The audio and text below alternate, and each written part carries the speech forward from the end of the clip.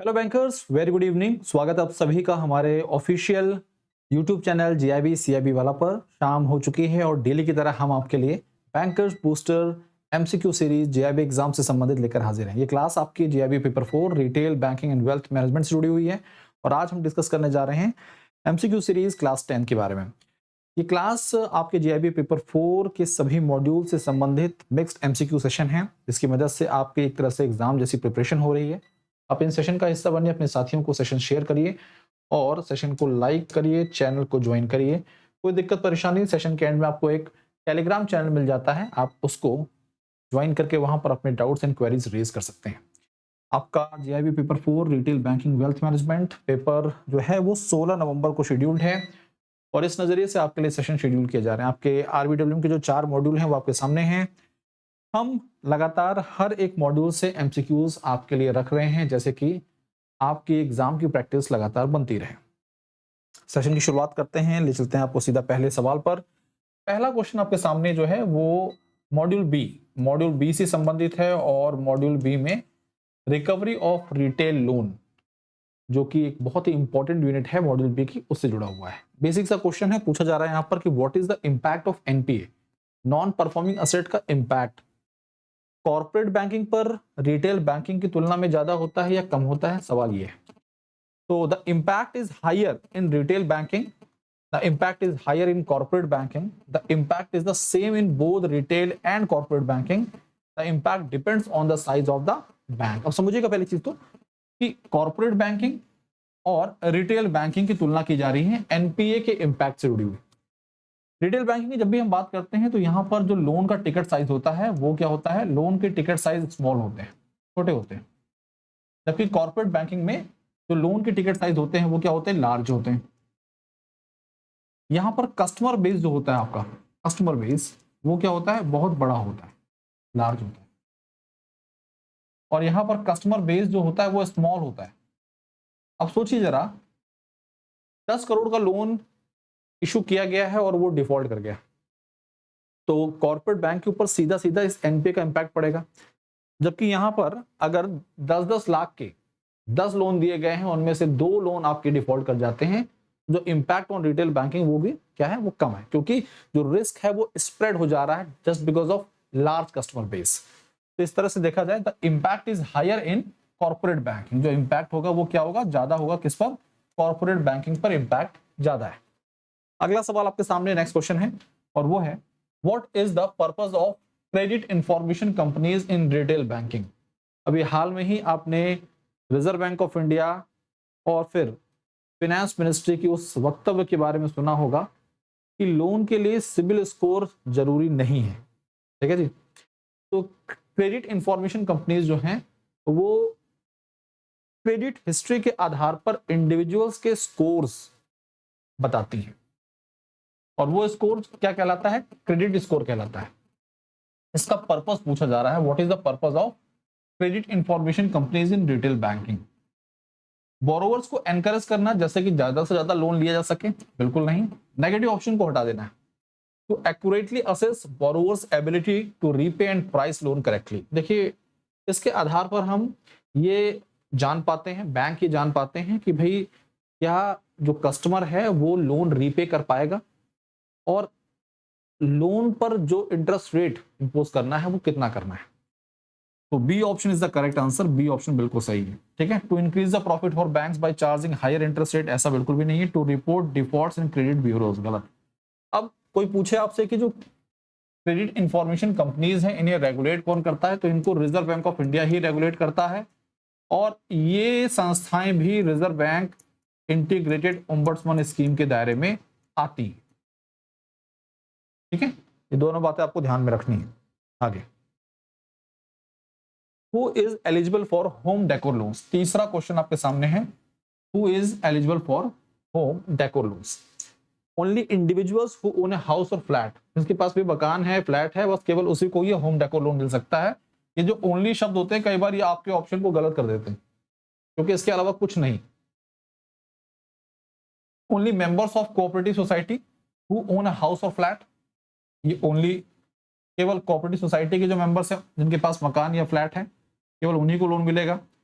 कोई भी individual, group of individuals and members of cooperative society who owns a house और flat, only self employed personals and business person. देखिए only जो है game बिगाड़ रहा है, केवल एक ही ऐसा ऑप्शन है जहां पर इन सभी को शामिल किया गया है और इस नजरिए से C option is the correct answer, और ये सभी लोग होम डेकोर लोन्स के लिए एलिजिबल होंगे। ठीक है साथियों, अब यहाँ पर चौथा सवाल जो है वो सिक्योरिटाइजेशन प्रोसेस से जुड़ा हुआ है। सिक्योरिटाइजेशन की बात करें तो ये भी मॉड्यूल बी से ही संबंधित प्रश्न है, क्वेश्चन है।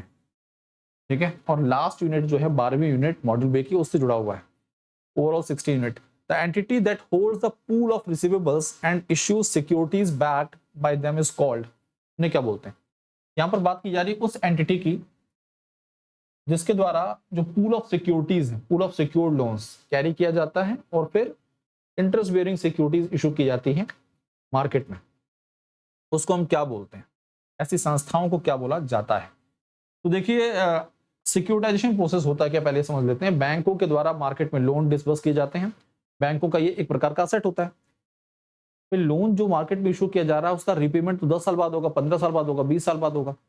तो बैंक चाहते हैं कि भाई हम कुछ ना कुछ इन लोन्स को सिक्योरिटाइज करें और अपनी लिक्विडिटी मैनेजमेंट को पूरा करें। तो इसके लिए वो बैंक क्या करते हैं, अपने एक प्रकार का जो लोन है, एक टाइप का लोन, जैसे जिस पर रिस्क सेम है, रिपेमेंट सेम है, मैच्योरिटी, इंटरेस्ट रेट, ऐसे लोन को पूल करते हैं, इकट्ठा करते हैं और इनको एक दूसरी कंपनी, जैसे आप बोलते हैं special purpose acquisition company, sorry special purpose vehicle, SPV, इनको क्या कर देते हैं, ट्रांसफर कर देते हैं। इसके बदले में ये संस्थाएं बैंक को यानी कि ओरिजिनेटर को क्या डिस्बर्स करती हैं, कैश। इससे बैंकों का अपना लिक्विडिटी मैनेजमेंट भी होता है और साथ साथ में बैंकों की बैलेंस शीट से ये लोन हटकर कहां चला जाता है, इसके बैलेंस शीट में, इस एसपीवी की बैलेंस शीट में चला जाता है। तो बैलेंस शीट भी इंप्रूव होती है, लिक्विडिटी मैनेजमेंट भी होता है और इसे बेहतर माना गया है। अब अगला सवाल भी इसी से संबंधित है। In the securitization process the role of a special purpose vehicle SPV is primarily what? SPV का रोल पूछा जा रहा है। ओरिजिनेटर या बैंक, ओरिजिनेटर क्या कर रहा है, उसके द्वारा ये लोन जो है अपने उनको पूल किया जा रहा है, पूल करके इन लोन को ट्रांसफर किया जा रहा है, किसको, एसपीवी को। अब एसपीवी का काम क्या है, एसपीवी क्या करता है, act as a credit rating agency? नहीं, बिल्कुल गलत। Legally separate the pooled asset from the originator's balance sheet, बात सही है। जब ये ट्रांसफर होता है ओरिजिनेटर से एसपीवी के पास, तो ओरिजिनेटर यानी बैंक की बैलेंस शीट से ये जो पूल्ड असेट है ये हट जाता है और ये किसके बैलेंस शीट में आ जाता है, ये एसपीवी के बैलेंस शीट में आता है। इस तरह से बी ऑप्शन तो सही है। Provide liquidity support to investors, liquidity support किसको प्रोवाइड करता है, ये प्रोवाइड करता है बैंक को, इन्वेस्टर को नहीं, ओरिजिनेटर को। Regulate the interest rates payable borrower, नहीं। तो ये भी ऑप्शन गलत है, ये भी ऑप्शन गलत है, केवल एक ही ऑप्शन यहाँ पर सही है, वो है बी ऑप्शन। ठीक है, अगला सवाल है, इन retail banking the first step of product development. अब देखिए बैंक जो है, ये बैंक है, बैंक, इसने मार्केट को एनालाइज किया, कस्टमर की नीड रिक्वायरमेंट को समझा, इसके आधार पर ये क्या कर रहा है, अब एक प्रोडक्ट को डेवलप करने जा रहा है। प्रोडक्ट डेवलपमेंट, तो प्रोडक्ट डेवलपमेंट के लिए सबसे पहले क्या जरूरी होता है, सबसे बड़ी रिक्वायरमेंट क्या होती है, idea. What an idea sir ji, idea generate होना जरूरी है। अब आइडिया जनरेशन कैसे होता है, मार्केट को एनालाइज करके। First step is market launch, idea generation, product testing, customer acquisition. The first step is the idea generation. ठीक है, हम बात कर रहे हैं अब एक नए बैच की, और वो नया बैच क्या है, वो नया बैच है साथियों जैब एमसीक्यू बैच, जो कि आपके लिए 28 अगस्त से शुरू हो चुका है। हमारी पूरी टीम ने अपने अपने संबंधित एग्जाम पेपर जो हैं उससे जुड़े हुए बैचेस आपके लिए शुरू कर दिए हैं। 28 अगस्त से ऑफिशियली बैच लॉन्च हो चुका है। Retail banking and wealth management की क्लास आपके लिए रात को 9:30 बजे है। इस बैच की खासियत क्या है कि ये बैच इस समय डबल बेनिफिट सेल चल रहा है, जिसके तहत आपको अप टू 60% तक का ऑफ मिल रहा है इस बैच पर। इस बैच की कीमत मात्र 1999 हो गई है, 1999। अब समझिएगा इस चीज को, इस बैच की कीमत 1999 है और इस बैच के साथ आपको एक बैच फ्री मिल रहा है। और वो कौन सा बैच फ्री है, वो है फ्री जीआईबी फाउंडेशन बैच। तो आपके कॉन्सेप्ट भी मजबूत होंगे और एमसीक्यू की भी प्रैक्टिस होगी। ये बैच आपके लिए उतार दिया गया है 1999 में मात्र। इस बैच का हिस्सा बनिए और अपने एग्जाम की प्रिपरेशन को शुरू करिए। ये पहली क्लास जो है आपके इसकी वो यूट्यूब पर भी एक तरह से स्ट्रीम कर दी गई है। आप यूट्यूब पे क्लासेस के साथ जुड़ सकते हैं, उसके बारे में जान सकते हैं। इस बैच का हिस्सा बनिए। इस कीमत पर आपको ये 31 अगस्त तक ही मिलेगा, उसके बाद नहीं मिलेगा। अब आगे बढ़ते हैं सवाल पर फिर से। 7th, which AI technique is most commonly used in fraud detection. देखिए आप सभी साथियों को पता है कि आर्टिफिशियल इंटेलिजेंस का इस्तेमाल आजकल हर क्षेत्र में हो रहा है। बैंकिंग सेक्टर भी इससे अछूता नहीं है। बैंकिंग सेक्टर में भी एआई का बेहतर इस्तेमाल हो रहा है, जिसकी मदद से बैंकिंग सेक्टर में कस्टमर प्रोटेक्शन, साइबर सिक्योरिटी और कस्टमर सर्विसेज को दुरुस्त किया जा रहा है। अब फ्रॉड डिटेक्शन भी कस्टमर सिक्योरिटी प्रोटेक्शन में ही आता है, लेकिन इसके लिए एआई टेक्निक कौन सी इस्तेमाल की जा रही है? Regression, neural networks, Monte Carlo simulation या ratio analysis? Correct answer is the neural network. याद रखिएगा, एग्जाम के नजरिए से इंपॉर्टेंट है। न्यूरल नेटवर्क की बात करते हैं तो एक प्रकार का ऐसा नेटवर्क जो ह्यूमन ब्रेन की तरफ काम करे। जैसे ह्यूमन ब्रेन की बात करें तो बहुत सारे न्यूरॉन्स, बिलियंस ऑफ न्यूरॉन्स काम करते हैं, कनेक्टेड है। तो आप देखते हैं कि जब हम कोई फ्रॉड करते हैं ना, तो सेम प्रकार की एक्टिविटी को ट्राई किया जाता है। अगर हम किसी के पासवर्ड को क्रैक करना चाह रहे तो देयर नंबर ऑफ टाइम्स हम पासवर्ड ट्राई करेंगे। तो इस प्रकार का ये टेक्नोलॉजी तैयार किया गया है कि इस प्रकार की जो एक्टिविटीज है उन्हें डिटेक्ट किया जा सके फ्रॉड डिटेक्शन में, और आइडेंटिफाई करके उन्हें रिस्ट्रिक्ट किया जा सके। तो फ्रॉड डिटेक्शन में न्यूरल नेटवर्क का इस्तेमाल किया जाता है।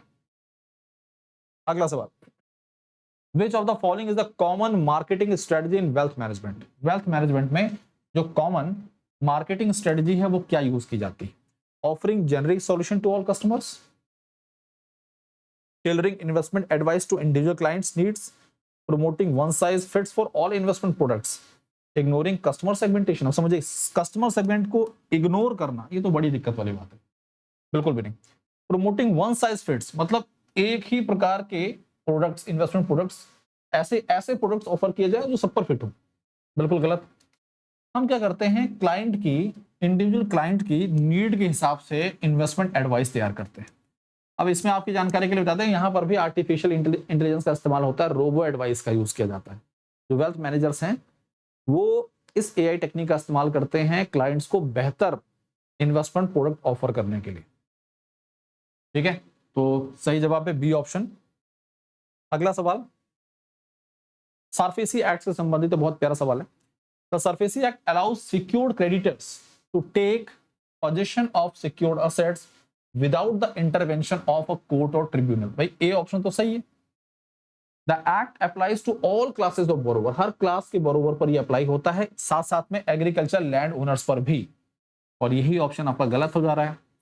The date recovery tribunal is the appellate authority under the act. सही बात है।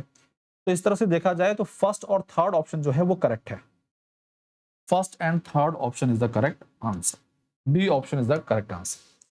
अगला सवाल, नॉन बैंक एटीएम ऑपरेटर्स, जिसे आप क्या बोलते हैं, नॉन बैंक एटीएम ऑपरेटर्स का मतलब हम बात कर रहे हैं व्हाइट लेवल एटीएम की, WLA की बात करी जा रही है यहाँ पर। और ऑथराइज अंडर विच एक्ट, किस एक्ट के अंतर्गत उन्हें ऑथराइज किया जाता है? याद रखिएगा, इनको Reserve Bank of India authorize करता है, RBI ऑथराइज करता है। इस एक्ट के तहत, payment and settlement system act 2007 के तहत, किसको? व्हाइट लेवल एटीएम ऑपरेटर्स को, WLA ऑपरेटर्स को, जो कि नॉन बैंकिंग एंटिटीज होती हैं। ठीक है साथियों, इस तरह से आज के सेशन को यहाँ पर एंड कर रहे हैं हम। ये जबरदस्त ऑफर चल रहा है, डबल बेनिफिट सेल, 60% तक ऑफ है सभी महापैक्स लाइव बैचेस पर। अगस्त 200 का कोड यूज करने पर महापैक्स पर आपको अलग से एक्स्ट्रा 200 का डिस्काउंट मिल जाता है। JIB महापैक वन स्टॉप सोल्यूशन है, 3 वैलिडिटीज में उपलब्ध है, 2599, 6 मंथ, 12 मंथ, 3799 एंड 24 मंथ 5799। अगर आप अगस्त 200 कोड यूज करते हैं तो इन सब्सक्रिप्शन पर आपको एक्स्ट्रा 200 का डिस्काउंट मिल जाता है। ठीक है साथियों, अगली बात, JIB CIB महापैक कॉम्बो ऑफर है। वो बैंकर जो नए बैंकर्स हैं या वो बैंकर जो पुराने बैंकर हैं जिन्होंने JIB CIB एग्जाम दिया ही नहीं है, वो इसके साथ जुड़कर अपने एग्जाम की प्रिपरेशन को रफ्तार दे सकते हैं। अगस्त 200 again you will get extra 200 का डिस्काउंट। ऑफिसर जैब फाउंडेशन बैच मात्र 1799 में उपलब्ध है। फाउंडेशन बैच का मतलब कॉन्सेप्ट, थ्योरेटिकल पोर्शन कवर किए जाएंगे। जैब फाउंडेशन बैच 2.0 मात्र 1799 में आपके लिए उपलब्ध है। इस बैच का हिस्सा बनकर अपने कॉन्सेप्ट एंड थ्योरेटिकल पोर्शन को कवर कर सकते हैं। इंडिविजुअल बैचेस आपके लिए मात्र 599 में उपलब्ध हैं। बुक्स की बात करें, बुक्स जैब बैंकर्स एस सेट ऑफ 4 बुक्स, उपलब्ध है मात्र 1224 में। आपके लिए आप अमेजॉन, फ्लिपकार्ट से ऑर्डर कर सकते हैं। इस बुक को बेस्ट बुक मानी जाती है जेईबी एग्जाम के लिए। And this is my Telegram channel जैब_कैब बाय भास्कर सर। इसके साथ जुड़िए। कोई दिक्कत, कोई परेशानी, बेफिक्र होकर अपनी दिक्कतों को साझा करिए। आज के लिए अभी के लिए इतना ही। धन्यवाद। पढ़ते रहिए, आगे बढ़ते रहिए। Thank you.